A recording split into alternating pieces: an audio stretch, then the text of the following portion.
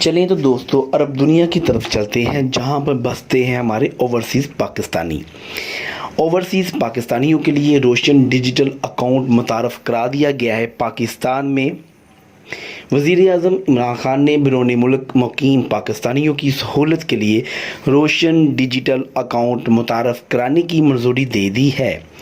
وزیر اعظم پاکستان کے دفتر سے جاری بیان کے مطابق اسٹیٹ بینک آف پاکستان ملک کے 8 بڑے بینکوں کے تعاون سے روشن ڈیجیٹل اکاؤنٹ متعارف کرا رہا ہے۔ عرب دنیا سے لیتے ہیں ایک نئی اپڈیٹ۔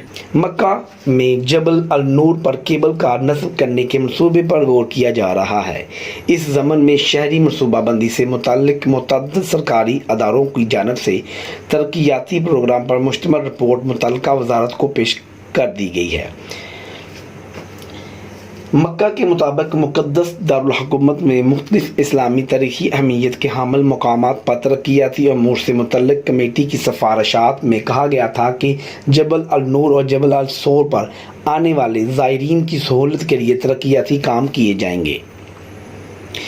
سفارشات کی روشنی میں مختلف حکومتی اداروں کی جانب سے تیار کی جانے والی جامع رپورٹ کی روشنی میں غار ہیرا کی پہاڑی پر کیبل کار نصب کرنے کا فیصلہ کیا گیا ہے تاکہ آنے والے زائرین کو غار ہیرا جانے میں سہولت فراہم ہو۔ کے مطابق جبل النور پر نصب کی جانے والی کیبل کار انتہائی جدید نوعیت کی ہوگی جس کے ذریعے زائرین غار ہیرا تک پہنچ سکیں گے۔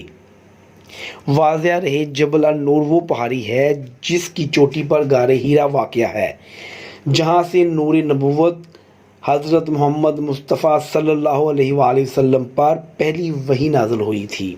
جبل النور مسجد الحرام کے شمال مشرقی سمت واقع ہے۔ اس کی بلندی 642 میٹر ہے۔